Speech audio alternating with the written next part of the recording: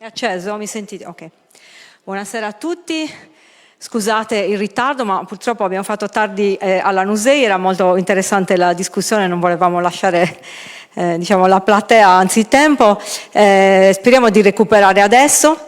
Io sono Maria Antonietta De Sì, coordinerò questa serata.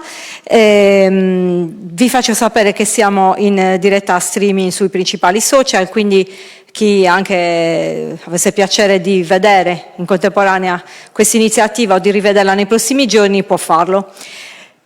Abbiamo pensato di far intervenire prima velocemente i candidati del territorio ogliastrino per la coalizione sarda e anche di Progetto Sardegna, di far intervenire il pubblico qualora ci fosse qualcuno che volesse fare un brevissimo intervento o qualche domanda e poi chiuderà Dottor Soru col suo intervento.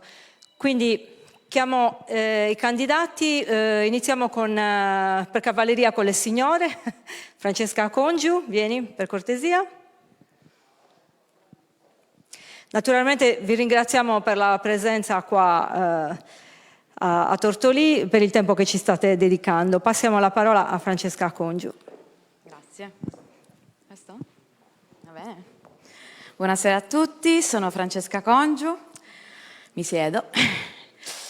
Ho 28 anni, sono una consulente in ambito della business intelligence in ambito industriale. Sono anche un'ecoattivista e ho deciso di tornare a Tortolì dove sto investendo e mettendo le basi per il mio futuro. Vi ruberò poco tempo e parleremo di un tema che secondo me è molto importante, di cui non si parla mai abbastanza, che è il tema dell'ambiente. Bisogna parlare di surriscaldamento globale anche in Sardegna, del prepararci a una mutazione climatica che anche l'Ogliastra subirà nei prossimi 20 anni. Purtroppo di tragedie ne abbiamo pieni gli archivi, io mi ricordo e non dobbiamo dimenticarci. Come non dobbiamo pensare che la nostra isola sarà risparmiata da fenomeni atmosferici. Ci stiamo tropicalizzando. Questa è la realtà. È bellissimo perché potremo avere dei turisti tutto l'anno. Io ce li ho già nel mio Airbnb, li accolgo. Molti nomadi digitali come me, che grazie all'informatica nel mio settore possiamo lavorare un po' da tutte le parti del mondo. E la Sardegna ne accoglie tantissimi. E dobbiamo essere pronti.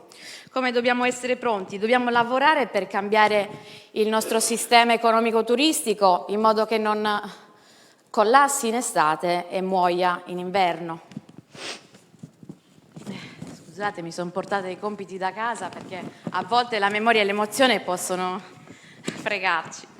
Come dovremmo cambiare queste cose? Dovremmo cambiarle incentivando sicuramente i collegamenti nei trasporti e la sicurezza delle nostre strade, offrendo un'alternativa a chi viene in Sardegna che non sia il noleggio di auto, che permettetemi, abbiamo dei costi di noleggio auto che sono tra i più alti in tutta Italia. È fondamentale, qui cito il nostro programma, il programma di Renato Soru, che ARST e Trenitalia collaborino per due cose fondamentali. La prima è un nuovo sistema di mobilità sostenibile. Il secondo è un programma efficiente di tempistiche, coincidenze, orari, che non metta più in croce non solo i turisti, che purtroppo l'Ogliastra è sempre quella provincia più irraggiungibile della Sardegna, ma anche i pendolari e i lavoratori pendolari. Si parla poco anche della parte più buia del cambiamento climatico, delle temperature ai massimi storici registrate nel 2023 e di come cambieranno in modo irreversibile la nostra terra, le nostre terre e anche le nostre colture. Dovremmo cambiare molte cose e dovremmo essere pronti in questo.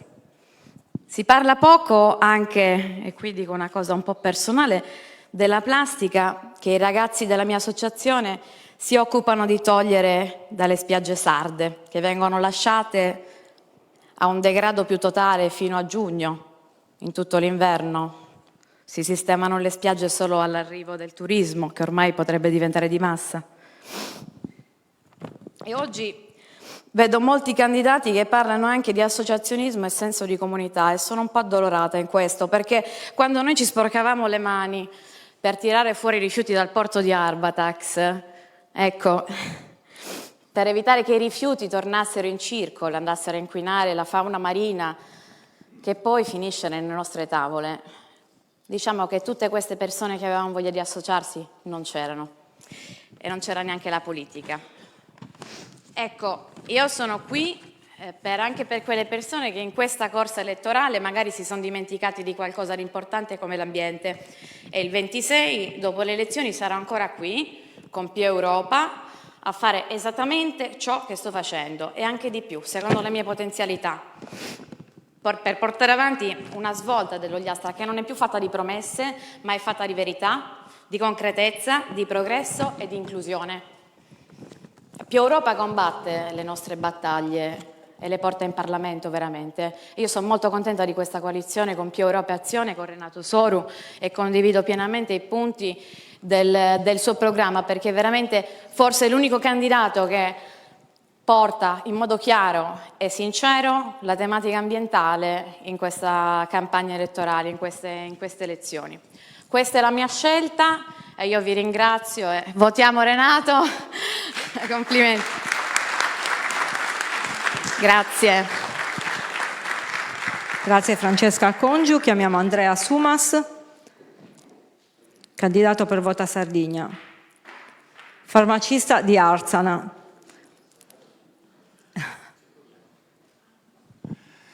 Buonasera a tutti. Allora, sono Andrea Sumas, faccio il farmacista in un paese che ci classifica come rurali e quindi viviamo tutti, diciamo, i problemi annessi alla ruralità che conosciamo tutti bene in Ogliastra, credo facciamo parte tutti dello stesso ecosistema.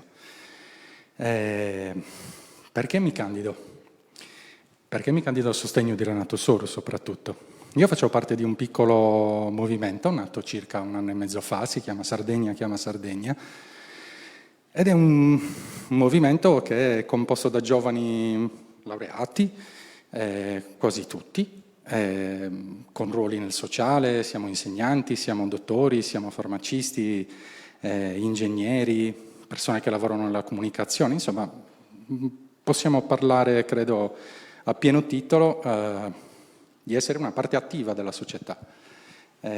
Facciamo attivismo perché vogliamo riempire un vuoto che è quello della partecipazione democratica, che è quello di ascoltare e far nascere le nostre proposte politiche che hanno trovato un interlocutore attento, molto attento alle problematiche del futuro, cioè quel mondo che in cui siamo già in ritardo per la costruzione e per il recupero e per il quale dobbiamo lavorare molto, molto duramente per poter permettere non solo a noi di godercelo, perché siamo in un posto dove ci si può godere la vita, ma soprattutto di permettergli di mantenere queste caratteristiche in futuro. Questo ha a che fare con tantissimi settori in cui la politica ha tanto da dire è assente da troppo tempo. I giovani come me che rientrano in paese dopo aver visto tanto, ho avuto esperienze, ho fatto l'Erasmus, sono stato in Spagna, sono stato in Argentina, ho lavorato nel Regno Unito per diverso tempo, e tornare ha sempre un impatto, come dire, quantomeno ci fa pensare 2 volte alla decisione che abbiamo preso di rientrare. E in secondo luogo cominciamo subito a notare cosa manca, cosa non funziona, dove sono gli intoppi in cui quella macchina burocratica che apparentemente ha codici e norme per tutto, però non riesce a far funzionare nulla. Quindi c'è tanto lavoro da fare sulla transizione digitale in questo senso, sul permettere a tutte le istituzioni di comunicare. Ci sono esempi in Europa che sono numerosissimi, il primo credo che sia quello dell'Estonia. In Estonia tutti i rapporti con la pubblica amministrazione vengono gestiti da un unico portale, dove bisogna registrarsi una sola volta. Noi diamo le nostre generalità a uffici che sanno già chi siamo, chiediamo contributi per la 10ª volta a entità che già ci conoscono e che hanno tutti i nostri dati. Tutte queste faccende di inefficienza rallentano enormemente qualsiasi processo appunto di crescita della nostra zona e ci relegano, nonostante le potenzialità, a un ruolo marginale. Abbiamo solo 2 consiglieri regionali su 60 nel Consiglio regionale. Infatti al primo punto che è stato accolto nel programma del Presidente Soru è la riforma della legge elettorale, dare più rappresentanza proprio ai centri più esclusi. E qui a parlare con noi oggi a Tortolì, a Lanusei, è stato a Seui pochi giorni fa, nessun candidato offre così tanto tempo e così tanta attenzione a quelle che sono le zone della Sardegna dove si conserva io credo l'anima più originale, gli abitanti dei nostri paesi sono custodi di tradizioni millenarie, abbiamo la Blue Zone, abbiamo un patrimonio immenso che non appena viene scoperto, tra l'altro, appassiona chi viene a trovarci. Noi abbiamo una base turistica che è molto affezionata, molto, come dire, tende a tornare, quando non la deludiamo. E a deluderla purtroppo non siamo noi, ma sono i servizi che trovano. La difficoltà nell'arrivare, quasi il ricatto che viene chiesto a chiunque voglia prendere una nave d'estate per trasportare merci o persone. Insomma, abbiamo problemi che sono alla portata delle giovani menti e delle giovani competenze che insomma, rappresento oggi da parte della lista Vota Sardegna, di Sardegna Chiama Sardegna. E noi vogliamo lavorare per far sì che questo sia un posto dove siamo contenti di aver scelto di tornare e dove possano farci seguito anche tutti i nostri amici che sono all'estero e che vorrebbero tanto tornare, ma sappiamo perché non possono farlo. Detto questo, votate la coalizione sarda, votate Andrea Sumas e Renato Soru. Grazie. Grazie Andrea Sumas. No, passiamo ai candidati della lista Progetto Sardegna, Cristina Mazzella e Vito Arra a seguire.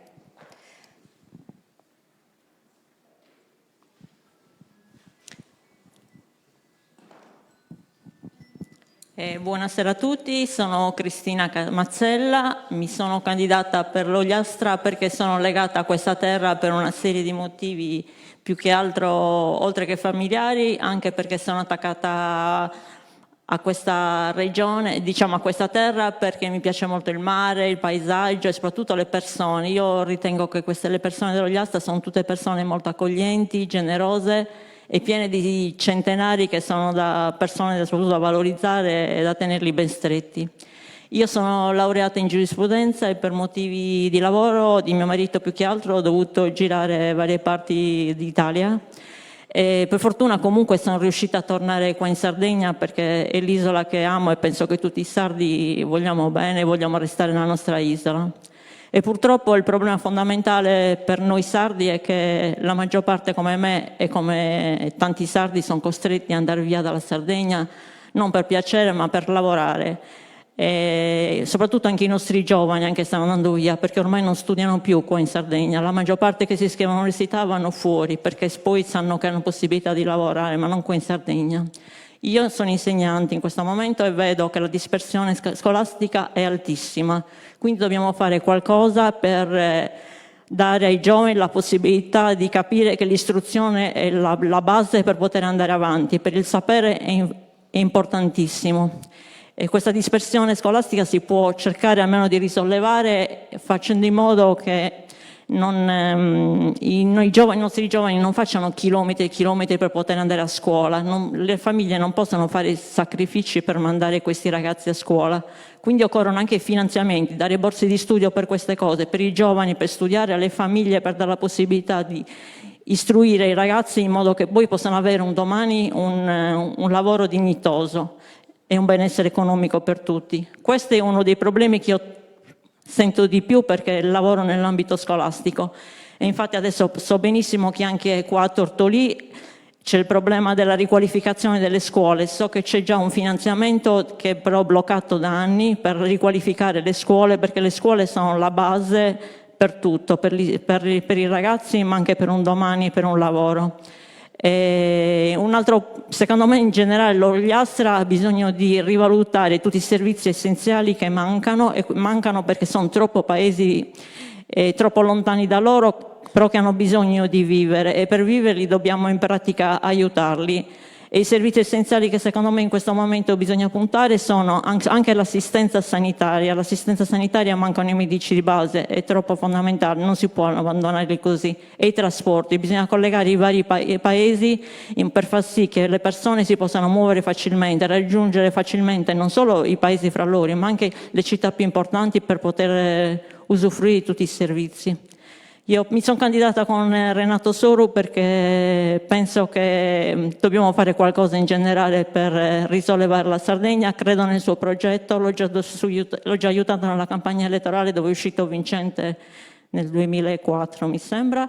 E comunque dico, l'unica cosa che posso dire, andate a votare e aiutiamo Renato e la Sardegna soprattutto a riqualificarsi. Grazie ancora. Grazie Cristina Mazzella. Mentre chiamo Vito Arra qua sul palco ad intervenire velocemente, vedo molte persone in piedi, vi invito a prendere posto anche al piano superiore se credete, perché ci sono tanti posti liberi. Nel frattempo, chi volesse fare qualche domanda o un brevissimo intervento può segnalarmelo e insomma diamo spazio immediatamente al dibattito, poi chiuderà il Presidente. Buonasera a tutti, vi ringrazio per il tempo che ci dedicate. Forse qualcuno di voi mi conosce, sono Vito Arra, sono un artigiano, un imprenditore nel settore dell'agroalimentare. È la prima volta che mi affaccio a fare politica attiva, anche se in Ogliastra comunque ho sempre fatto parte di associazioni di categoria, mi sono interessato delle imprese in Consiglio Camerale a Nuoro e attualmente faccio parte della Giunta Camerale. Quindi diciamo che la mia vita ruota sempre intorno alle imprese. Conosco abbastanza bene l'Ogliastra, conosco abbastanza bene la Sardegna, in quanto opero in tutta la Sardegna, ma conosco anche abbastanza le difficoltà che trova un'impresa a operare nel nostro territorio. Io ho scelto di stare in Ogliastra nel 2004, quando abbiamo creato l'azienda, abbiamo puntato sui prodotti tipici del nostro territorio. Diciamo che abbiamo trovato delle grosse soddisfazioni, sinceramente. Tanto sapete cosa faccio, più o meno io produciamo colurgionis e altri prodotti tipici locali, ma in particolare colurgionis. E spesso mi chiedo cosa abbiamo fatto noi per questo prodotto e cosa questo prodotto ci ha dato in cambio. Noi non abbiamo fatto praticamente niente, l'abbiamo preso, l'abbiamo vestito in un certo modo e l'abbiamo portato fuori dall'Ogliastra e fuori dalla Sardegna. Oggi il 70% del fatturato lo facciamo fuori dalla Sardegna. Da noi lavorano 25 persone, quindi quello che voglio dire è che con un singolo prodotto del nostro territorio, e ne abbiamo tanti nel paniere, perché abbiamo i colurgionis, possiamo fare cevadas, possiamo fare pistocco, coirena, cocoigibuda, casagedu, vini, oli, abbiamo un sacco di prodotti, siamo seduti sopra veramente una miniera, dobbiamo solo imparare a portarli fuori dal nostro territorio e farli conoscere. Ma se solo un prodotto è riuscito a dare 25 posti di lavoro con la mia impresa, quindi io dico sempre che siamo riusciti a trattenere un po' di spopolamento dell'Ogliastra, perché 25 persone altrimenti sarebbero andati a lavorare fuori dall'Ogliastra. Adesso vi do un dato. Io ogni anno pago circa 600.000 euro di stipendi, l'80% di questi stipendi vanno per i colurgionis. Quindi, che per noi sono volumi, magari il prodotto portato fuori dalla Sardegna è una nicchia, è un prodotto di nicchia proprio, però per l'Ogliastra sono volumi. Ecco, questo discorso lo possiamo fare con tutti i nostri prodotti caratteristici, con tutti i nostri prodotti dell'artigianato artistico. Abbiamo artigiani che lavorano nel settore artistico che sono eccellenti, delle vere eccellenze. abbiamo sempre comunque riscontrato una difficoltà nel commercializzare i prodotti, ecco, nel saper proporre i nostri prodotti. Oggi, poi sicuramente ve ne parlerà il Presidente, che su questo è bravissimo, penso che sia il numero 1 per quanto riguarda la digitalizzazione dei prodotti, sia nel settore agroalimentare che nel settore artistico, nel settore storico e culturale del nostro territorio. Però, ripeto, ho deciso di candidarmi con la lista Progetto Sardegna perché vorrei dare delle risposte al territorio. Mi stupisce, io ho l'azienda sotto l'ospedale proprio e mi rendo conto che abbiamo una sanità in condizioni disastrose. Negli ultimi anni poi siamo scivolati veramente in basso e ogni volta vado a fare colazione di vicino all'ospedale, non trovi parcheggi perché ci sono migliaia di macchine, poi dici abbiamo migliaia di macchine parcheggiate e non troviamo, e la struttura non dà servizi, c'è qualcosa che non funziona. Ma lo stesso vale per le scuole. Abbiamo un sacco di istituti scolastici fisici, però vuote. Vicino a me ho l'istituto dei geometri, un istituto enorme, totalmente vuoto, ce ne sono una sezione. A fianco c'è l'istituto dell'artistico, lo stesso, totalmente vuoto. Allora, dobbiamo veramente, abbiamo tutto, dobbiamo cercare di riorganizzare il tutto. Per farlo, secondo me, veramente bisogna trovare una forza politica forte che creda sul territorio, che non riceva imposizioni fuori dalla Sardegna. È per questo che vi invito veramente ad andare a votare il nostro progetto, il nostro programma. Sento molti che dicono ma ormai abbiamo perso la fiducia nei politici. Sinceramente anch'io, perché soprattutto in questa tornata elettorale ho conosciuto un sacco di gente che di mattina si è alzata e ha fatto colazione con una tessera di un partito in tasca, la sera è andata a cena, poi è andata a dormire con la tessera di un altro partito in tasca. Quindi è chiaro che anche per l'elettore è difficile credere in una politica di questo tipo. Però ve lo chiedo col cuore veramente, andate a votare e convincete quelli che hanno perso la fiducia di andare a votare un progetto serio, e io sinceramente ritengo che l'unico progetto serio in questo momento a medio e lungo termine sia quello di Renato Suru. Grazie. Grazie Vito Arra. Allora chiamiamo Angela Melis di Vota Sardegna e a seguire Marco Pediu di Liberu. Buonasera, grazie. Sono Angela Melis, appunto candidata con Vota Sardegna a sostegno di Soru, con una parte più indipendentista.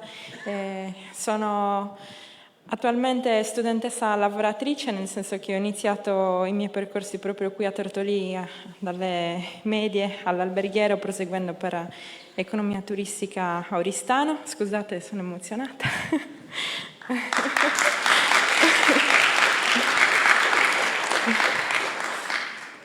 Studiando in questo settore perché abbiamo, molti lo sanno, un'azienda agricola di famiglia a vocazione turistica e proprio per questo i miei studi sono andati su questo settore. Poi in più ho deciso di espormi a candidatura perché volendo sviluppare l'azienda di famiglia appunto a livello agricolo, sostegno ambientale, più turistico, sostegno diciamo economico, per lo più perché sappiamo che in agricoltura ci sono un po' di problemi, come avete visto i trattori, ci mancava il nostro oggi. Quindi non possiamo rimanere bloccati a 3 mesi l'anno, anche se questo un po' mi ha permesso di studiare l'inverno e lavorare l'estate. All'estero ho avuto anche proposte da contratti a tempo indeterminato, sia a Nord Italia in uno dei ristoranti più famosi al mondo, e ho detto di no, sono tornata qua. Poi sono andata a Parigi, anche lì ho avuto un contratto in un ristorante sempre con uno chef pluristellato, no, voglio tornare in Sardegna. D'inverno siamo bloccati, sono partita a Berlino, di nuovo un altro contratto, ho detto di no, voglio tornare in Sardegna e riprovarci una terza volta, sono qua di nuovo e spero di poter rimanere. Lavoriamo insieme per riuscirci, come me, a portare tanti altri giovani a mantenere queste speranze e a mantenere la nostra terra. Grazie. Grazie Angela. Abbiamo l'intervento di Marco Peddiu, candidato nella coalizione, e poi a seguire il signor Antonio Lara ha chiesto la parola, quindi però subito dopo. Buonasera a tutte e a tutti. Sono Marco Peddiu, insieme alla mia compagna di avventura Irene Lai, che non è potuta essere qui con noi, e sono il candidato di Liberum, partito indipendentista della sinistra sarda, per il rinnovo del Consiglio regionale della Sardegna, che è nella circoscrizione Ogliastra. Vivo a Tortoli da 20 anni, anche se sono nativo del Sarrabus, però di chiare origini ogliastrine. Lavoro in un negozio che si occupa di forniture per l'agricoltura e la pastorizia. Ho deciso di candidarmi per dare una mano alla diffusione di questo bellissimo progetto. Penso che non potrei mai perdonarmi il fatto di restarne fuori, perché questa idea di Sardegna e di Ogliastra ha bisogno di tutti noi, veramente di tutti noi. Una Sardegna che sia finalmente libera di decidere il proprio futuro e di fare le proprie scelte, senza che siano altri dal continente ad imporcele. Ringrazio il mio partito per avermi dato questa opportunità, tutte le mie compagne e i compagni per il lavoro di divulgazione che stanno facendo, e ringrazio soprattutto a nome dei miei figli il presidente Soru, che si è rimesso in gioco. Chi glielo ha fatto fare, se non l'amore per la sua terra?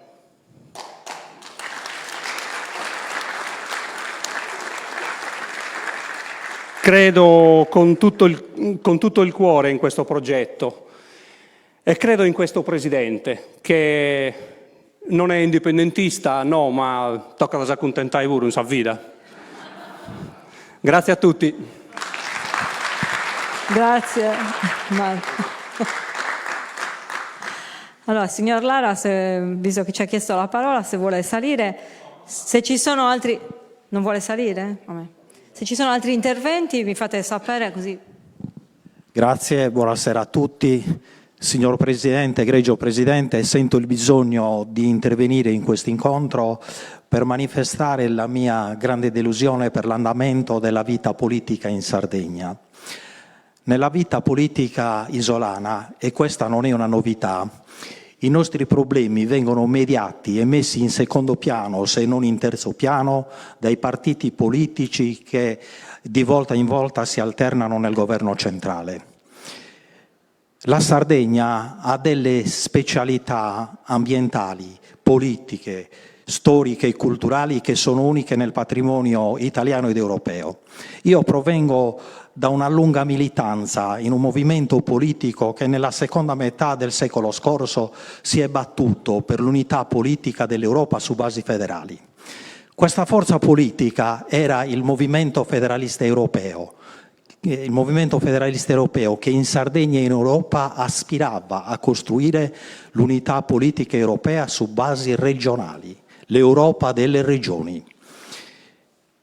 In quest'ambito aspiravamo, cioè vedevamo l'unica possibilità di salvaguardare le minoranze etniche, facendo in modo di superare tutti i contrasti fra regioni ricche e regioni povere, ma non fra regioni ricche, direi, perché la Sardegna non è una regione povera, ma fra regioni forti e regioni deboli, in un ambito di democrazia diretta non mediata dagli Stati nazionali. Non mediata dagli Stati nazionali. Era un grande progetto che, ahimè, direi ai noi, si è arenato perché i partiti che detenevano il potere in Italia ed in Europa non volevano rinunciare alle loro prerogative, ai loro privilegi. E il risultato è sotto gli occhi di tutti. Un'Europa, gli Stati europei che litigano fra di loro, ognuno cercando maggiore peso nella comunità, con il risultato che hanno creato un'Europa subalterna agli interessi degli Stati Uniti, che non so, degli americani, che non sono gli interessi di noi europei. Per quanto ho potuto capire seguendo la sua azione politica, a me sembra che a lei stiano a cuore gli interessi della Sardegna e che voglia difendere e far sviluppare le risorse della nostra cultura e della nostra terra. Per questo, signor Presidente, avrà tutto il mio appoggio perché possa ritornare a governare la nostra bella, straordinaria Sardegna. Grazie. Allora, se non ci sono altri interventi, intanto vi invito nuovamente, se volete, a prendere posto su, che ce n'è tanto. Mi permetto io, Presidente, di farle una domanda? Posso? Per passarle... Ah sì, ne abbiamo una, mi dica. Si presenti, vuole salire? Ah. Buonasera.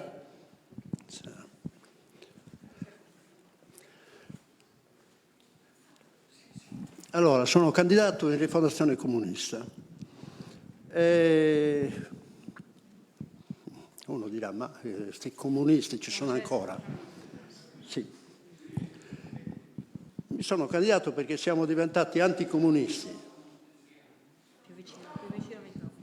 Come? Ah, si sente? Sì. Naturalmente essere comunisti significa quasi mettersi contro, e mettersi contro oggi se ne pagano le conseguenze, diciamo. Comunque a me, diciamo così, non mi è mai interessato perché, come dire, nel mio passato ho avuto le mie esperienze, le mie frequentazioni intellettuali che mi hanno insegnato molto, a Parigi, a Milano, eccetera. Potevo avere anche, come dire, un altro tipo di vita, non mi ha mai interessato. Quello che mi ha sempre interessato è... Glielo tengo io perché... Quello che mi ha sempre interessato è che, insomma, nel mio piccolo, nel mio microcosmo, diciamo così, uno possa incidere su una realtà che è omologata in un certo modo, per cui quasi, come dire, avere un atteggiamento di critica sembra un qualcosa, uno lo prende, dice quello è pazzo, oppure questo, oppure quest'altro, eccetera. Potrei dire che nella società attuale siamo tutti talmente omologati e talmente conformisti da non capire che continuando di questo passo, in una situazione nella quale praticamente l'informazione a senso unico, io ho letto naturalmente il programma di Rifondazione del nostro segretario e devo dire che il Presidente Soro ha avuto un grande coraggio di rompere come dire, un bipolarismo nel quale sembra che la politica sia quella. Guai a scantonare, diciamo così, guai a mettere dei problemi, ma i problemi in Sardegna ci sono e come. E il Presidente Soro ha avuto il coraggio di avere un occhio di riguardo per le coste, per la smilitarizzazione, per altre cose adesso non ricordo in questo momento, ma guardate un po' che io, anche se non sono tanto, eccetera, però mi ricordo quando la spiaggia di Orri era, non solo d'Orri, Acea, era piena di ginepri. I ginepri crescevano sulla sabbia ed erano una ricchezza.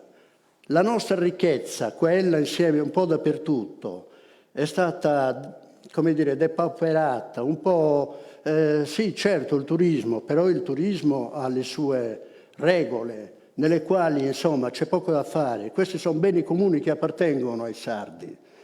E guardate, non voglio fare in due parole, voglio dire anche, la Sardegna viene da varie dominazioni, insomma, e non è che ci hanno portato bene gli aragonesi, gli spagnoli, ancora prima i pisani, poi, vabbè, toscani e chi più ne ha più ne metta, che disboscavano e ci lasciavano le macerie. Oggi la situazione è uguale. Noi dobbiamo vigilare sulle multinazionali, sia quelle che speculano sull'energia, sia insomma su tantissime cose. Per questo, diciamo così, un minimo a me mi interessa che la democrazia abbia una sua sostanza, che la gente discuta sulle cose, democrazia, governo di popolo, perché non basta essere alle elezioni. Guardate, si stanno preparando un futuro, non lo dico io mi sono sempre informato, riviste, libri, eccetera, eccetera. Una rivista internazionale dell'estate scorsa, un articolo di Naomi Klein, non so quanti di voi la conoscono. Naomi Klein ha fatto un articolo sull'intelligenza artificiale. Ora, a parte il fatto che io potrei relazionare, tra virgolette, moltissimo sul fatto tra l'intelligenza normale, il funzionamento dei neuroni e compagnia cantante, ma su quella che è molto meglio naturale, diciamo così, ma soprattutto l'intelligenza artificiale. Lei, con un articolo esemplare, quando descrive la più grande rapina del secolo dell'umanità, con tanto perché praticamente è un qualcosa affidato agli algoritmi. Noi viviamo dominati dagli algoritmi in ogni cosa. In ogni cosa. Cioè uno dice, ma guarda i telegiornali. Ma questa è una notizia. Fatto in fretta, tutto in maniera che la gente come fa a capire? Ma questo, diciamo così, è un qualcosa che... insomma, non so come definirla, però c'è un qualcosa quasi di preorganizzato. Io non sono mai stato un complottista, sono stato sempre abituato a ragionare bene con la mia testa, secondo una logica e compagnia cantante. E gli interessi del capitalismo globale, oggi la Sardegna è al centro di queste dinamiche. E ciò che sta succedendo, anche io accenno solamente al fatto che non si sia preso coscienza veramente della situazione. Io seguo da molto sulla storia dei palestinesi. È quello che si prevedeva, un numero di lefti di 20 anni fa, in prima pagina, la strage promessa, esattamente la stessa cosa che hanno fatto adesso, con la differenza che adesso hanno dato un colpo e tutte le menzogne in TV, eccetera, no? Addirittura, insomma, praticamente, siccome io sono sardo, italiano e cittadino del mondo, è perché la Sardegna siamo un'isola, isolati certamente, ma non è che siamo in rapporto con queste dinamiche. Guardate che oggi come oggi, sì, mi scusi, termino subito. Oggi come oggi noi non siamo immuni. Quando Crosetti è arrivato lì per ampliare le basi militari o per fare le parate militari, se noi scantoniamo un po' da quella, diciamo così, dall'ambaradan, di quello che è come dire, l'andazzo ufficiale, eccetera, che ci vuole una colonia, moderni ma colonia. Ecco, guardate che quello che è successo a Gaza può succedere anche in Sardegna. Gli scenari nel tempo, bisogna vedere le situazioni sempre in divenire. Grazie signor Cavillo. Grazie tanto. Allora, diamo la parola a Renato Soro. Dicevo, posso farle io una domanda per avviare il dibattito? Intanto perché ha deciso di candidarsi, quando ha deciso, che cosa l'ha spinta davvero a rimettersi in gioco? E poi, quando diventerà Presidente della Regione, il 26 febbraio, riprenderà da dove ha lasciato, oppure, visto che sono passati 15 anni, ha idee diverse, ha prospettive differenti, una visione diversa? Mi alzo, preferisco parlare in piedi.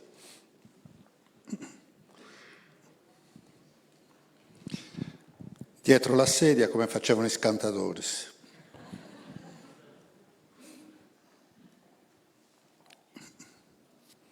Ma quando ho deciso di candidarmi, non so esattamente che giorno è capitato, in che occasione è capitata. Avevo lasciato la politica ormai da parecchi anni, non mi ero più candidato a delle cariche istituzionali, avevo avuto diversi episodi nella mia vita, insomma, che mi avevano portato a dovermi concentrare un po' su me stesso, sulla mia salute, su mie difficoltà. E sono tornato al lavoro, peraltro facevo un lavoro interessante, mi piaceva, mi è piaciuto e pensavo che l'avrei continuato a fare. Poi, quasi un po' per caso, ho riniziato a partecipare ad alcune occasioni di discussione, nella presentazione di un libro in modo particolare. Si parlava del passato, della politica del passato, però a me il passato mi è interessato sempre fino a un certo punto. Mi piace esserne consapevole, conoscerlo, mettere anche i piedi sul passato, ma ho sempre preferito guardare a oggi e guardare avanti se fosse possibile. E mi interessava capire che cosa avesse in mente la Sardegna, che cosa avesse in mente la politica sarda per risolvere i problemi evidenti, le urgenze, le difficoltà che si presentano sempre più gravi. Abbiamo visto tutti, è capitato anche a me di vedere che cosa succede nella sanità, le difficoltà di una visita, le difficoltà di una visita specialistica. Le difficoltà le ho viste nella mia famiglia, nelle persone che conosco. Le difficoltà nel mondo della scuola, le difficoltà nel lavoro, le difficoltà nei trasporti, nei viaggi, nella continuità territoriale. Insomma, abbiamo visto una Sardegna che si è impoverita in questi anni e dall'altra parte anche a me capita di leggere i giornali, di leggere anche qualche giornale non italiano e di rendermi conto che il mondo è diverso da quello che accade qui in Sardegna. Noi ci siamo abituati alla crisi, ci siamo abituati al ritardo di sviluppo, ci siamo abituati alla povertà, ci siamo abituati anche alle idee che le cose debbano stare così, che questa povertà sia per sempre, che non se ne possa venire fuori, che non è nelle nostre possibilità di essere una regione moderna e più vicina alle regioni più ricche e più moderne d'Europa. Sembra che ci siamo abituati a questa rassegnazione e persino la politica ci si è abituata, tant'è che proviamo a pensare solamente all'ultimo anno. Le elezioni regionali si avvicinavano e non c'era un dibattito, non c'era una discussione, non c'era una iniziativa pubblica, occasioni di incontro, di confronto nei paesi, così come quella che stiamo facendo noi oggi. E allora quasi per caso, era ancora in estate, mi è capitato di organizzare un incontro ad Alghero. A iniziare a parlare dell'analisi della situazione attuale della Sardegna e anche delle possibilità di una Sardegna diversa per il futuro. Ho provato a fare un incontro, 2, 3, 4, 5, insomma mi sono ritrovato ad andare in giro per la Sardegna per provare ad animare un dibattito pubblico, per provare a richiamare anche i partiti politici ad aprirsi, a confrontarsi con l'esterno. Ho sollecitato il partito in cui ho militato, che ho partecipato a fondare, ma non interessava a nessuno, la discussione non interessava a nessuno. Interessava solamente sapere chi si sarebbe dovuto candidare per la presidenza della regione. Poi per fare cosa, per quale programma, con quali garanzie, con quali mandato da parte degli elettori, questo era tutto secondario. Contava solamente, per quanto riguarda la parte politica in cui ho militato nel passato, che la Sardegna toccava ai 5 Stelle e che ci doveva essere una candidata dei 5 Stelle che era già decisa, sarebbe dovuta arrivare qui in Sardegna. Le discussioni non contavano nulla. Provare a stimolare un dibattito, nulla. C'è stata solamente una finzione di dibattito a Cagliari, ma nelle segreterie, nei tavoli chiusi, in partiti arroccati, gruppi dirigenti solamente autoreferenziali che parlavano tra loro stessi.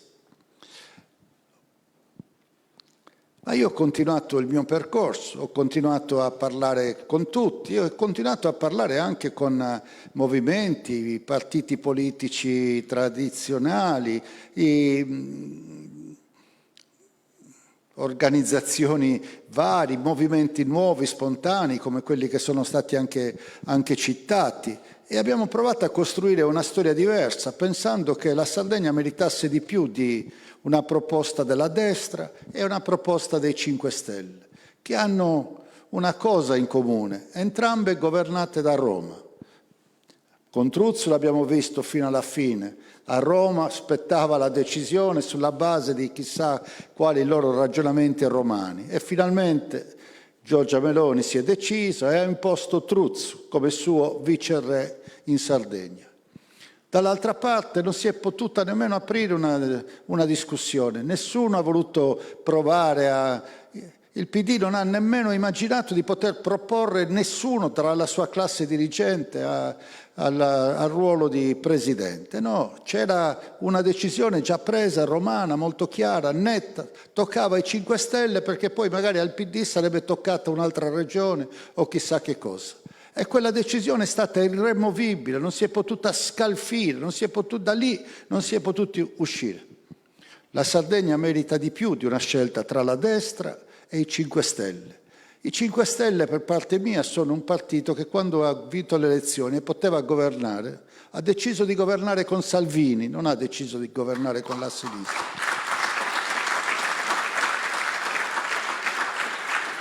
E mi dà tutta l'impressione, anche dai comportamenti di Conte di questi giorni, che ogni giorno ce l'ha con Schlein, ogni giorno ce l'ha col PD, ogni giorno ce l'ha contro quelli che dovrebbero essere i suoi alleati, mi dà tanto l'idea che nel futuro non si fermerà qui Conte. La sua idea è solamente di conquistare il potere e poi gestirà il potere con chi gli sarà più conveniente.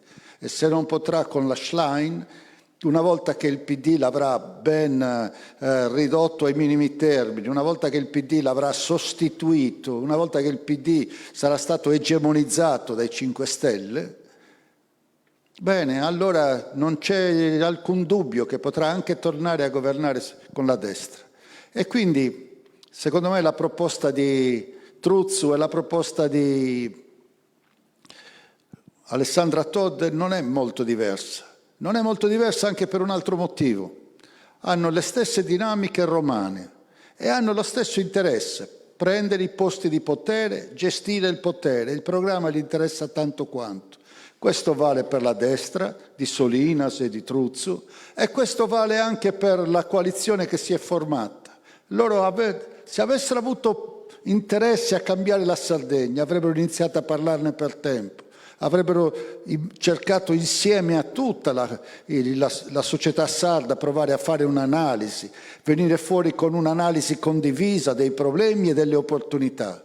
Ma non è interessato questo. Interessava l'equilibrio di potere, sostituire una classe dirigente con un'altra, ma con le stesse modalità, con la stessa distrazione, con lo stesso disinteresse per quello che è l'interesse vero di cambiarla, questa Sardegna, di toglierla da questa povertà e portarla in un futuro più interessante. Per questo credo che sia importante quello che stiamo facendo per oggi e per il futuro. Dire che la Sardegna ha bisogno, come Val d'Aosta, come il Trentino, come la Catalunya, Paesi Baschi, altre regioni a statuto speciale, persino la Baviera in Germania. La Sardegna ha bisogno di un partito che guardi all'interesse esclusivo di questa regione, che non si lasci condizionare da poteri esterni, che smetta di essere considerata merce di scambio, oggi a me, domani a te, oppure ti do la Sardegna e tu me ne dai un'altra. È nel 1700, mi pare, che hanno scambiato la Sardegna con la Corsica, così, mettendosi d'accordo a livello di re e imperatori. Adesso siamo tornati a scambiare la Sardegna col Piemonte, con persone come Schlein e Conte, che si sono scambiati la Sardegna con il Piemonte. Non meritiamo di più di questa scarsa considerazione, meritiamo di più di questo cinismo che pensa che le sorti di una regione, di una comunità siano così secondarie rispetto ai loro altri interessi. C'è quindi da scegliere una strada diversa per oggi e per domani. Un'area politica che sia diversa dalla destra e che sia diversa dal massimalismo, dalla demagogia, dal giustizialismo dei 5 Stelle. Un'area politica che sia capace di comprendere tanta gente della Sardegna, le persone che, artigiani, imprenditori, lavoratori, professionisti, agricoltori, tutti, considerandoci, come si diceva una volta, un'unica comunità di destino che deve avere a cuore il destino dell'intera comunità, perché lì dentro viviamo e non viviamo fuori da quella comunità.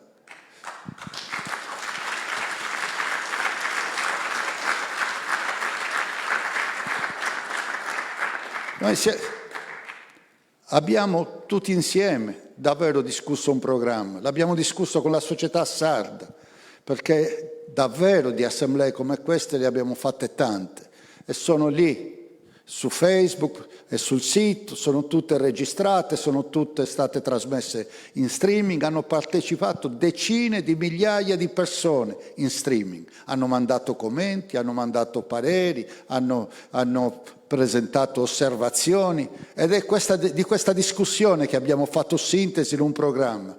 Sono 80 pagine. Chi vorrà se le può leggere, sono appunto sul sito, sono disponibili, oppure chi vorrà se le potrà andare a sentire, ascoltando le tante discussioni tematiche che abbiamo fatto in giro per la Sardegna.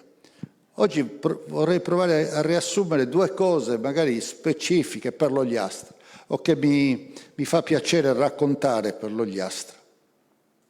Ne avete accennato. I paesi che si spopolano, le difficoltà dei trasporti. Una volta si diceva che l'Ogliastra era l'isola nell'isola, insomma questo isolamento ulteriore che l'Ogliastra ha conosciuto, sempre meno per dire la verità, però questa idea che ancora resiste. E comunque i paesi che si spopolano, abbiamo sentito prima di Arzana che perde il 2% all'anno della popolazione, in 10 anni il 20%, insomma c'è un andamento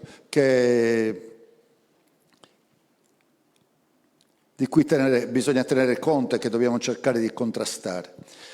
Io inizio sempre dicendo: perché la gente abbandona i paesi? Come mai abbandona il luogo dove è nato, dove è cresciuto, dove si è ambientato? Lo abbandona principalmente perché non c'è lavoro. Se uno non ha una prospettiva di vita nel suo paese, va a cercarlo. Dove? Nel passato si è andato anche lontani, ancora oggi si va molto lontani. Se non vado all'estero, vado a Milano, vado a Torino, oppure arrivo a Cagliari, ma certamente questi paesi vanno dove c'è il lavoro. Affinché questi paesi rimangano vivi bisogna portare il lavoro qui. A come portarlo il lavoro qui? Non è facile trovarlo. Certo, qualcuno si industria. Abbiamo capito che la terra è importante, che ne possono nascere dei prodotti, questi prodotti possono essere trasformati e anche quelle che ad altri sembrano piccole quantità, per noi in realtà sono grosse quantità, sono persone che lavorano, sono famiglie che lavorano, perché non è che siamo una marea di gente. Quindi dobbiamo anche avere la pazienza di guardare al piccolo e metterlo assieme. Tanto piccolo diventa tanto, diventa grande. E non bisogna solamente pensare di trovare il sacco pieno. Il sacco si riempie anche chicco per chicco e bisogna avere la pazienza di fare tutto questo. E allora in Ogliastra com'è che possiamo fare in modo che ci sia lavoro vicino a casa? Beh, certamente uno decide di stare se c'ha il lavoro, poi se c'ha i servizi, se c'ha la sanità assicurata, se c'è la scuola per i figli, se si può spostare, magari ci sono le strade, comunque c'è anche il trasporto pubblico locale, se ha la possibilità nel mondo di oggi di non essere escluso e quindi avere la fibra fino a casa, poter sentirsi parte di una rete globale, di una rete che ti mette in contatto in maniera istantanea con contenuti, cultura, comunicazione, servizi, la possibilità di fare acquisti, di confrontarsi, di vendere. Insomma, se anche nei nostri paesi finalmente ci arriva la fibra e abbiamo la possibilità di vivere il mondo contemporaneo digitale. Le metterei proprio in quest'ordine. Il lavoro, la sanità, la scuola, il trasporto e la rete, perché almeno nella parte digitale possiamo essere totalmente inclusi, non messi da parte. Allora, il nostro progetto tiene conto di una quantità di risorse importanti che oggi la Sardegna ha a disposizione, le risorse europee, le risorse del Fondo per lo Sviluppo e Coesione, il PNRR, una quantità di risorse che devono essere indirizzate su alcuni temi fondamentali. Non possiamo scegliere noi. Quelle risorse hanno già una destinazione. Ci viene detto le dovete scegliere per la transizione verde, la transizione ambientale, la transizione energetica, la scuola, l'istruzione, la diffusione della conoscenza, i trasporti, la transizione digitale e l'inclusione sociale. Questi sono i temi. Su questi temi abbiamo delle grandissime risorse. Cosa vuol dire investire su questi temi? Significa immaginare una società e un'economia, una Sardegna totalmente diversa, basata non sulle grandi ciminiere, basata non più sulle grandi industrie della Piana di Ottana o di Porto Torres o di Macchiareddu, che sono venute in Sardegna come una fiammata e subito si è spenta, o la cartiera. Significa una Sardegna non più basata su idee esterne, capitali esterni, conoscenze, saperi esterni, però per niente governata da noi, che quindi si è potuta spegnere in un baleno, come è arrivata se n'è andata. La società di oggi, l'economia di oggi, il mondo come sta andando oggi ci dice cose diverse. L'importanza dell'ambiente e quindi lavorare sui temi dell'ambiente. Lavorare sui temi dell'ambiente non significa essere contro il turismo, anzi, non significa bloccare tutto e che quindi non c'è posto di lavoro, anzi, vuol dire una cosa totalmente diversa. Lavorare sulla transizione energetica non significa mancanza di lavoro e soprattutto non significa che la Sardegna deve portarsi sulle spalle l'ennesima servitù, e cioè ospitare le pale eoliche e sottrarre il nostro ambiente ad altre possibilità di sviluppo,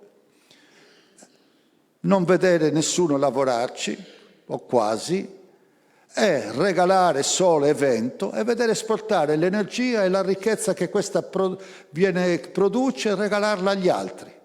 E cioè un furto veramente perpetrato ai danni della Sardegna. Quindi però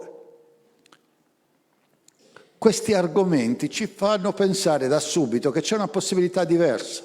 Ad esempio nella transizione verde qual è il primo pensiero per tutti quanti nella tutela ambientale oggi?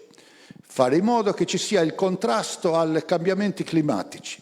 Fare in modo che non ci sia il sole anche d'inverno, fare in modo che continui a piovere e i bacini non siano vuoti e si finisca per razionare l'acqua come sta capitando. Fare in modo che non ci siano le piogge torrenziali all'improvviso, i grandi fenomeni meteorologici per cui succedono disastri come abbiamo visto in tempi anche recenti. Fare in modo di contrastare i grandi cambiamenti climatici che nascono, lo sappiamo tutti, dalla CO2 in atmosfera. Il fatto che è da anni che produciamo sempre anidride carbonica, quella lì si blocca lì in alto nel cielo e impiega anni, molti anni a consumarsi, a sparire e quindi si accumula. Si accumula e diventa un pericolo sempre più grave, mette in pericolo la stessa sopravvivenza del pianeta. E qual è il sistema per difenderci da questo? Qual è il sistema, qual è lo strumento per combattere il cambiamento climatico e quindi garantire la sopravvivenza del pianeta? È la forestazione, sono gli alberi. il verde, il patrimonio forestale, boschivo, i pascoli. Quindi qui c'è un'industria che non sapevamo di avere. C'è una produzione importantissima, perché la cosa più importante è respirare a questo mondo. Dopo che non respiri è finita. Qui attorno c'è un'industria che non sapevamo di avere. Creavamo un valore che non sapevamo di creare, e cioè assorbiamo CO2 e lo restituiamo come ossigeno. E permettiamo di avere la possibilità di andare avanti, di catturare l'inquinamento che viene prodotto in città, o viene prodotto nelle fabbriche, o viene prodotto con le automobili. Noi in Sardegna abbiamo 1.200.000 ettari di patrimonio forestale e boschivo. Catturiamo moltissima CO2 e poiché abbiamo poche imprese ne emettiamo poca CO2. Quindi abbiamo un saldo positivo di produzione di ossigeno o un saldo negativo di CO2 che è il più importante d'Italia. Oggi noi siamo, senza saperlo quasi, il polmone verde dell'Italia. Non è solamente un fatto di paesaggio o un fatto di bellezza, che pure è importante. Noi stiamo permettendo agli altri di respirare, catturando il CO2 e trasformandolo in ossigeno. Questo oggi ha un valore, si chiamano certificati bianchi, carbon credit, e cioè il valore di chi produce qualità ambientale e disinquina, che deve essere compensato da chi invece inquina. Per fare un esempio molto semplice, qui in Sardegna c'è un'azienda importante che inquina parecchio, che spende 300 milioni di euro all'anno per comprare questi certificati che servono per compensare l'attività inquinante che lei svolge durante l'anno. 300 milioni di euro che però per ora vengono investiti comprando certificati che rappresentano l'attività forestale fatta in Canada o fatta in Sud America o fatta in altri paesi. Ora è arrivato il tempo che possiamo certificare questo famoso bilancio di cui vi parlavo prima, e cioè il bilancio di cattura del CO2, questo servizio che rendiamo agli altri. Ci sono in Europa gli enti certificatori. La Regione deve fare questo a livello di Forestas. I privati possono farlo per le loro aziende di forestazione, le aziende possono farlo nel perimetro della loro azienda, oppure lo possiamo fare per singoli territori tutti insieme, per singoli distretti rurali tutti insieme, e farci compensare questo lavoro. Quindi la forestazione non è più un contrasto tra il paese che vuole qualche forestale in più e la regione che vuole risparmiare e non glieli dà. La forestazione sarà una vera industria, l'industria che produce la cosa più importante per l'uomo, l'aria per respirare.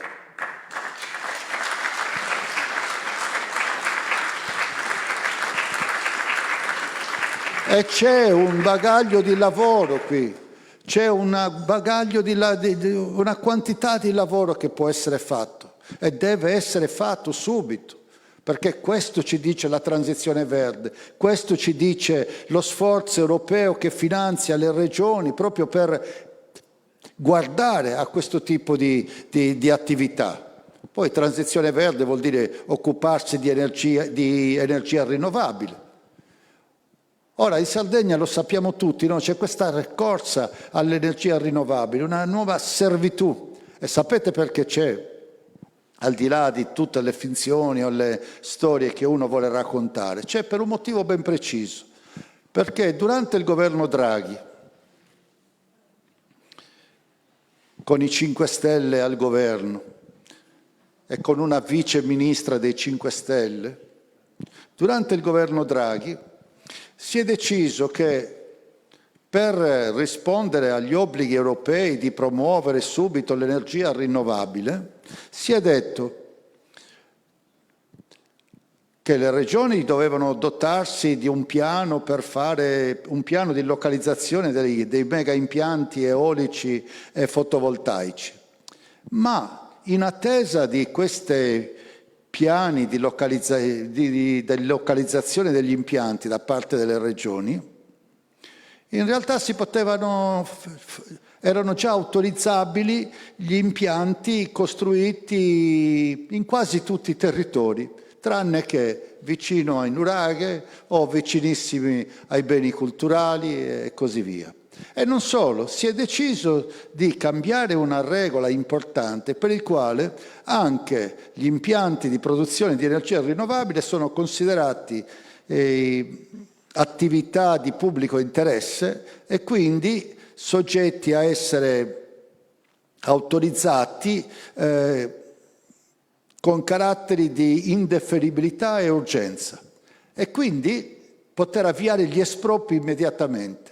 In Sardegna in questo momento si stanno facendo gli espropri dove devono essere realizzati gli impianti di fotovoltaico, gli impianti di eolico e si stanno facendo perché la Sardegna è stata proprio svenduta, è stata data la possibilità di iniziare gli espropri sulla base di autorizzazioni che vengono date unicamente dal Ministero dell'Ambiente da Roma. Ora noi stiamo regalando questa energia, certo, siamo per la transizione energetica, ma avremmo potuto decidere noi, anzi dobbiamo decidere noi dove installarle e magari se non l'avevamo ancora deciso darci il tempo per decidere e quindi dovremmo prendercelo questo tempo per decidere. Qualcuno dice dobbiamo fare la moratoria. Peccato che sia la stessa persona che la moratoria l'ha esclusa, e cioè hanno escluso che si potesse aspettare i piani di individuare i luoghi dove localizzare gli impianti. Hanno detto che non c'era nessuna moratoria, bisognava iniziare subito e si inizia subito per motivi di indefferibilità e urgenza. Ora noi possiamo instradare la produzione di energia eolica a vantaggio delle nostre comunità, a vantaggio delle famiglie, delle imprese, degli artigiani, ma anche a vantaggio degli agricoltori. Oggi gli agricoltori sono gli unici che non possono mettere fotovoltaico o eolico in campagna, o meglio lo possono mettere ma solo per il tanto dell'autoconsumo, e cioè solo per quello che consumano loro in azienda. E cioè qualcuno può andare lì, gli sottrae i terreni senza avvisarglielo, ci pianta in quegli stessi terreni delle pale per produrre energia che viene esportata, tutto il valore va a chi fa questa speculazione, invece i nostri agricoltori da soli o insieme non lo possono fare. È ovvio che se gli agricoltori potessero loro stessi insieme, sostenuti, aiutati, piantare una pala, 2, 3 pale eoliche, avrebbero un reddito aggiuntivo per continuare a stare in campagna, avrebbero un ulteriore sostegno al loro reddito.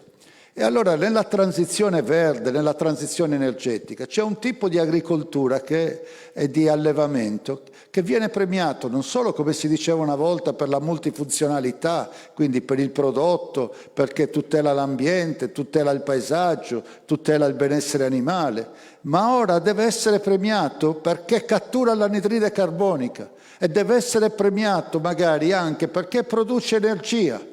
E allora tutto assieme l'agricoltura può produrre il reddito nei nostri paesi. E se c'è un reddito nell'agricoltura, allora i paesi rimangono vivi, le persone non se ne vanno, è possibile portare avanti il trasferimento da una generazione all'altra. L'agricoltura, la forestazione, la trasformazione dei prodotti agricoli in culurgiones, cebadas, il pane, tutto quello che c'è da trasformare, vino, formaggio, prodotti dell'agroalimentare, che sembrano nicchie, ma tutti assieme fanno, come si dice, volumi, numeri, posti di lavoro. In Sardegna, qualcuno l'ha calcolato, Noi produciamo poco beni alimentari, beni agricoli, ma ne trasformiamo ancora di meno. Mentre nelle altre regioni d'Italia molto di quello che producono viene trasformato e quindi viene aggiunto valore e lavoro. Da noi l'esempio dei culurgiones o delle seadas o del vino è raro, trasformiamo pochissimo, quindi c'è un grande grande spazio per trasformare di più e far crescere questa industria agroalimentare.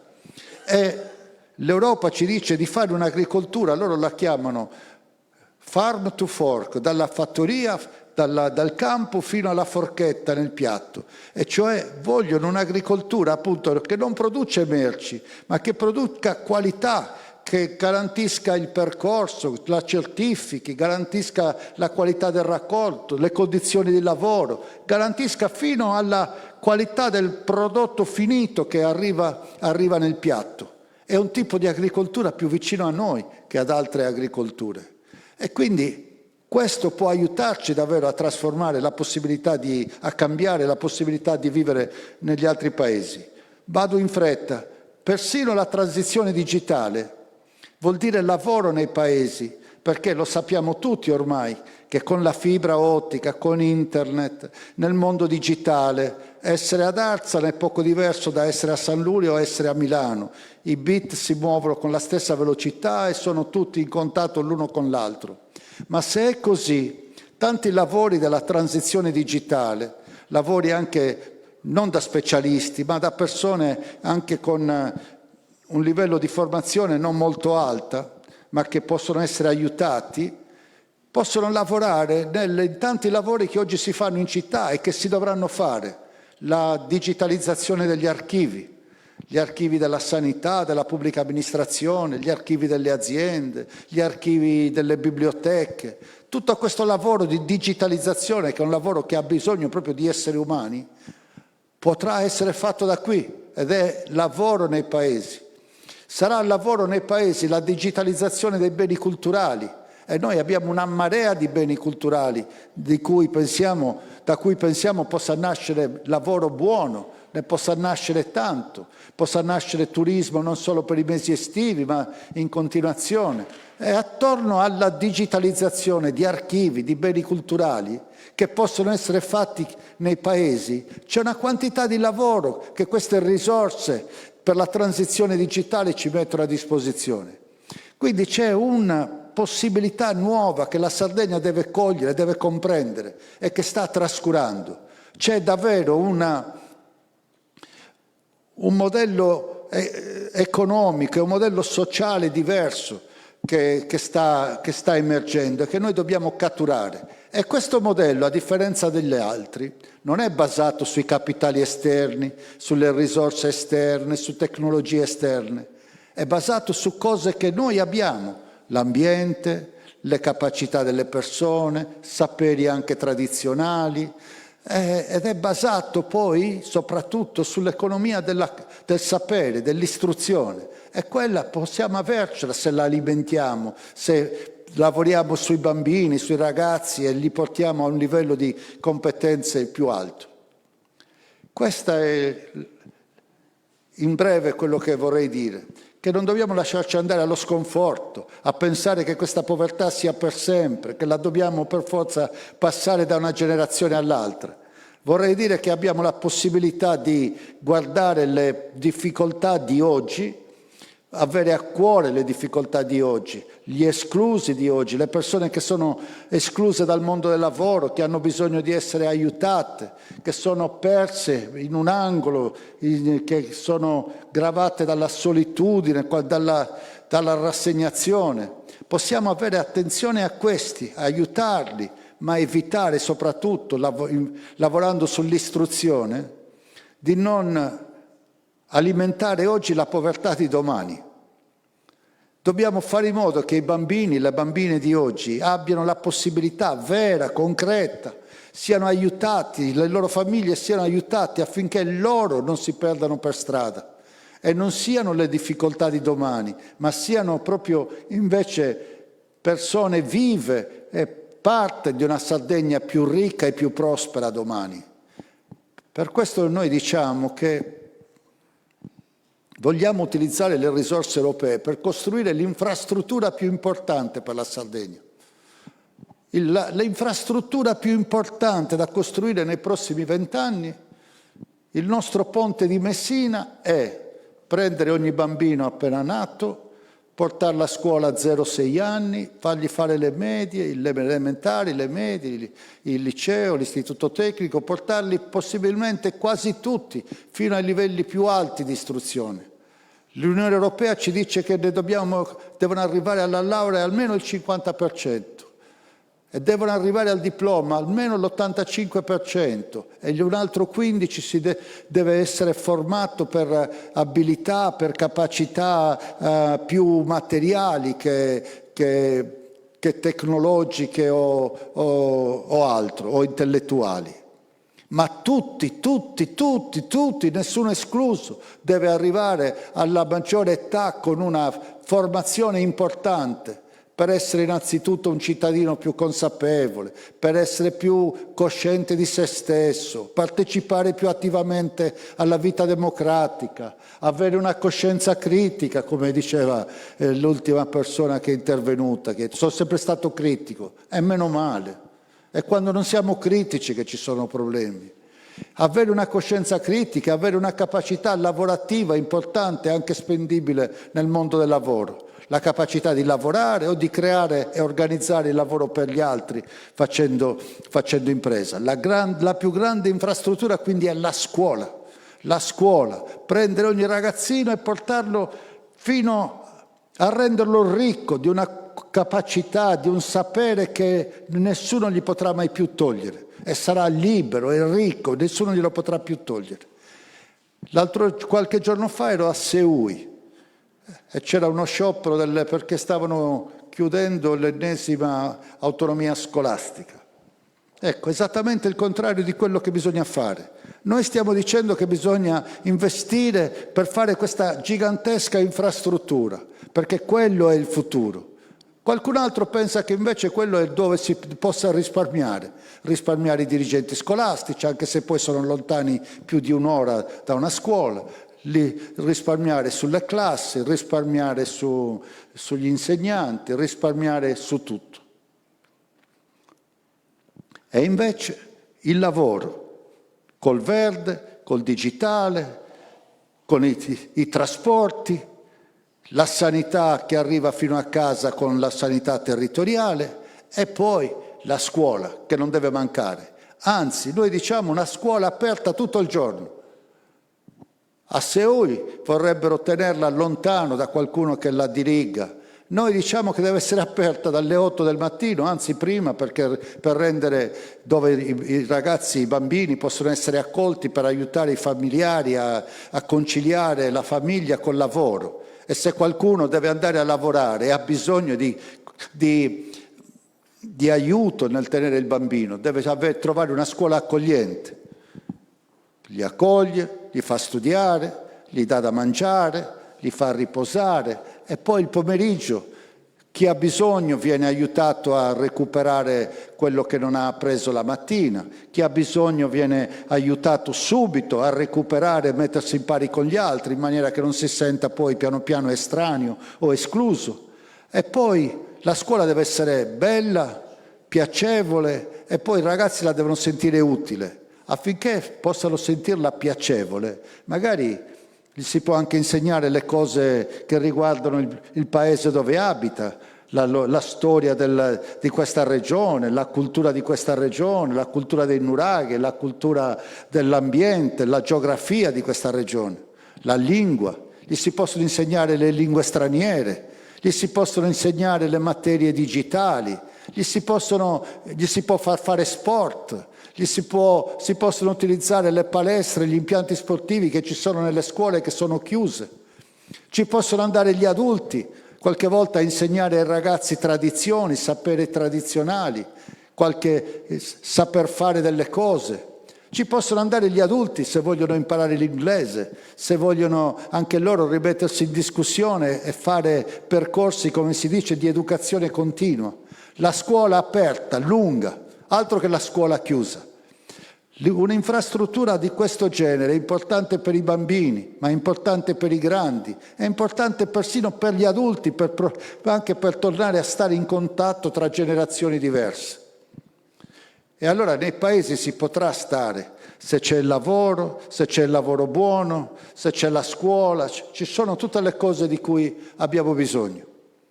La finisco qui, anzi voglio dire 2 parole sulla sanità e sulla sanità in Ogliastra.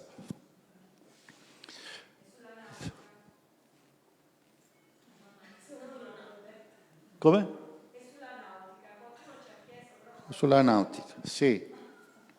Non avevo capito. Sulla sanità in Ogliastra.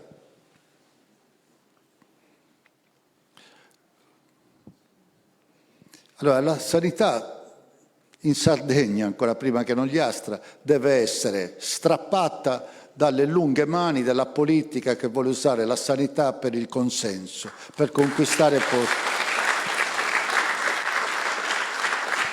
La politica deve legiferare sulla sanità, deve organizzarla, stabilire le cose in generale, ma poi ci sono i dirigenti e i medici e devono essere lasciati lavorare. E non è accettabile, io non so come accettiamo di stabilire che un primario è di un partito invece che un altro, o un dirigente sanitario è di un partito invece che un altro. I dirigenti sanitari devono essere del partito dei malati e dei cittadini e delle loro famiglie. Devono essere del partito di chi ha bisogno di salute, di chi ha bisogno di prevenzione. Solo a quello devono pensare. E la politica deve essere in grado di selezionare i migliori e lasciarli lavorare e non cambiarli perché poi quello è più utile a me, quell'altro è più utile a quell'altro. Questa è la prima cosa da fare. E poi rimettere al centro innanzitutto i bisogni dei malati, e i malati dove vivono, magari nel letto in cui sono a vivere la loro malattia, la loro difficoltà, e quindi la malattia, la cura la più vicina possibile, la cura di prossimità, i medici, il medico di medicina generale, il medico dell'assistenza domiciliare integrata, i servizi sociali, dei plus, delle politiche socio-assistenziali, sanità, le politiche sociali del comune, le organizzazioni di volontariato, a fare i progetti come si facevano nel passato, i progetti personalizzati per chi ha un progetto ritornare a casa o per chi ha la 162 perché c'è una persona gracile e comunque una persona che ha bisogno. Ripartire proprio dall'indirizzo di casa di ciascuno di noi e trovare la soluzione il più vicino possibile. Ma per fare questo ci sono i medici, c'è bisogno di medici, di infermieri. In tutta la discussione sulla politica, nella sanità, si sono dimenticati che servono medici e infermieri e per cui mancano, sono andati via, sono stati trascurati, non gli hanno rinnovato contratti, ci sono un sacco di medici precari, il Brozzo è pieno di primari, di ospedali, di medici che hanno compiti importantissimi e che sono precari, che hanno contratti di anno in anno, di 2 anni e qualcuno di 3 anni, alcuni con i contratti scaduti e continuano a lavorare. Ecco perché i medici se ne sono andati, ecco perché se ne sono andati nel privato, sono andati persino a fare i medici a gettone in tanti, no? Come si dice. E allora occorre fare innanzitutto un grande investimento sulle persone, sui medici, sulla loro formazione, andare a recuperarli, richiamare anche quelli che sono andati in pensione, richiamare quelli che sono andati fuori a rilavorare dicendogli guarda, ci sono delle situazioni migliori oggi, verrai premiato per la tua professionalità. Bisogna dire che se un medico non vuole andare in un piccolo paese perché preferisce stare a Cagliari e se un piccolo paese è una sede disagiata, bisogna pagarlo di più, bisogna dargli una casa, bisogna dargli servizi e bisogna pagarlo di più, perché se uno deve stare in una sede disagiata deve essere pagato di più. Bisogna mettere in rete tutti quanti, parlavamo prima delle farmacie, anche le farmacie, avete visto, in alcuni paesi iniziano a essere presidi di telemedicina, ti possono fare un prelievo, ti possono fare un elettrocardiogramma, ti possono fare delle analisi del sangue e essere parte anche loro del servizio sanitario regionale, ma vanno convenzionate, vanno fatto in modo che anche quelle attività che oggi le farmacie danno a pagamento perché non sono convenzionate possa diventare un'attività pubblica. Insomma, si può fare anche nella sanità, si può fare, non bisogna rassegnarsi e bisogna lavorarci. Io non voglio rifare l'organizzazione, non voglio nemmeno rifare il piano della rete ospedaliera, però certo l'ospedale di Lanusei sì, non può essere trattato come è trattato oggi. Deve essere rimesso in condizioni di lavorare, deve avere le posizioni coperte, devono esserci medici, devono essere le specialità che servono e che sono salvavita e che devono essere qui, non altrove. E lo dicevamo prima a Lanusei. Non è accettabile, proprio questo non è dignitoso, che in Sardegna si possa nascere solo in 4-5 punti, in 4-5 città, che si possa nascere solamente a Cagliari o a Nuoro e poi basta, e che bisogna viaggiare, far viaggiare le mamme per far nascere un bambino. Io capisco la regola dei 900 parti all'anno, dei 500 che può essere la deroga, ma non può essere appunto che per questo motivo si possa nascere solamente o al nord o al sud. Questo non può essere. Bisogna trovare una modalità che forse non è nemmeno così complicata. Magari non può esserci il reparto di maternità di Lanusei, ma può esserci il reparto di maternità di Cagliari e Lanusei, e a Lanusei vengono in continuazione i medici che non vedono solo i parti di Lanusei, ma vedono i parti di Lanusei e di Cagliari e di chissà dove, e quindi sono medici allenati, medici che costantemente fanno questo lavoro, e questo non è altro che un pezzo di una maternità più distante, ma non può essere davvero che queste distanze non possano essere colmate, che uno di Seulo non sappia se deve andare fino a Nuoro, passare da Lanusei e andare a Cagliari. Insomma, sono cose che stanno abbastanza fuori dal mondo. Quindi questo può essere rivisto e deve essere rivisto la funzionalità dell'ospedale di Lanusei, e deve essere rivista totalmente la medicina territoriale. Se c'è la sanità, se c'è la scuola, i trasporti, il lavoro, anche le zone dell'interno possono rifiorire. E il turismo, che abbiamo visto crescere, può continuare a crescere, ma in maniera... Noi parliamo di un turismo sostenibile, ma un turismo anche responsabile, che vuol dire che è un turismo che rappresenta e ha la responsabilità di tutto il territorio in cui insiste. Ha la responsabilità di vivere dei prodotti della terra, dei prodotti dell'agroalimentare, della cultura, dell'intera società di questo territorio. Non abbiamo bisogno di numeri, abbiamo bisogno prima di un turismo che lasci tutto, se possibile, che non si porti via nulla, di un turismo appunto sostenibile ma anche responsabile, solidale con il resto del territorio.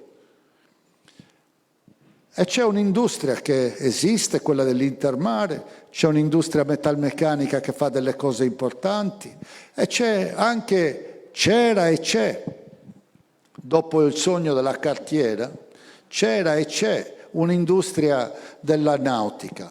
Tant'è che quando ormai era chiaro che la cartiera non avrebbe mai riaperto al di là delle promesse, avevamo pensato che la cartiera poteva essere trasformata in un polo nautico, dove far confluire dei cantieri che già c'erano un po' sparsi qui attorno ad Arbatax, e soprattutto attrarre nuovi investimenti, attrarre cantieri navali da fuori. È stato fatto, molti di voi lo sanno, il progetto del polo nautico della vecchia cartiera, il bacino per l'alaggio e il varo dei grossi yacht, e purtroppo nessuno l'ha portato avanti. Quel tema lì può essere ripreso, deve essere ripreso. La nautica sta vivendo un'esplosione. A Porto Torres sta partendo No, a Olbia, sta partendo a Porto Torres, si stanno costruendo i cantieri nella zona della nautica a Cagliari. I cantieri italiani costruiscono circa il 50% di tutti i mega yacht del mondo, cioè c'è una capacità, c'è un sapere nella cantieristica italiana e c'è persino un sapere nella cantieristica qui in Sardegna e persino qui ad Arbatax. E quindi quella roba lì va ripresa e dovrà essere ripresa. È un altro pezzo di lavoro di una Ogliastra diversa. Dico due cose sulle strade e sul trasporto pubblico locale. Io ho lasciato la regione 15 anni fa. In 15 anni non abbiamo ancora chiuso questa benedetta strada che arrivi qui a Tortolì. È veramente... E il commissario per quella strada è il presidente della regione, ha poteri straordinari di commissario, cioè per sbrigare le pratiche. Così come da sempre sappiamo, perché abbiamo fatto il piano dei trasporti, che la strada che dalla 131 DCN, insomma la trasversale sarda a Basanta Olbia, e che poi da Nuoro arriva fino a Villagrande Strisaili, lo scorrimento veloce che passa la galleria di Correboi, eccetera, arriva a Villagrande Strisaili e si ferma, perché non è mai arrivata a Lanusei. Quella strada deve arrivare fino a Lanusei e Lanusei deve essere la parte finale, da Lanusei alla 125 si chiama la scorrimento veloce da Cagliari. Quindi quella direttrice lì è da ultimare, è bloccata lì da tanti anni, è bloccata a Villagrande Strisaili, deve arrivare fino a Lanusei e Lanusei deve scendere velocemente alla 125. Lanusei scende abbastanza velocemente a Tortolì, ma Villagrande Strisaili è ancora inchiodata lì. Il tragitto da Villagrande Strisaili a Tortolì è ancora come non dovrebbe essere. Quindi sono una parte del piano dei trasporti regionali queste strade di cui vi ho appena parlato, che renderanno comunque la mobilità dell'Ogliastra più semplice e più vicina alle grandi direttrici di traffico. Nelle risorse per la mobilità sostenibile e intelligente, nelle risorse del Fondo di Sviluppo e Coesione ci sono i soldi per quelle strade. Ci vuole una regione che abbia la capacità amministrativa, però, la capacità di portare avanti i progetti, la capacità di realizzarli. E questo è quello che siamo impegnati a fare. Termino dicendo che mi ci sono ritrovato in questo percorso, non me l'aspettavo, ma ora ci sono e lo considererei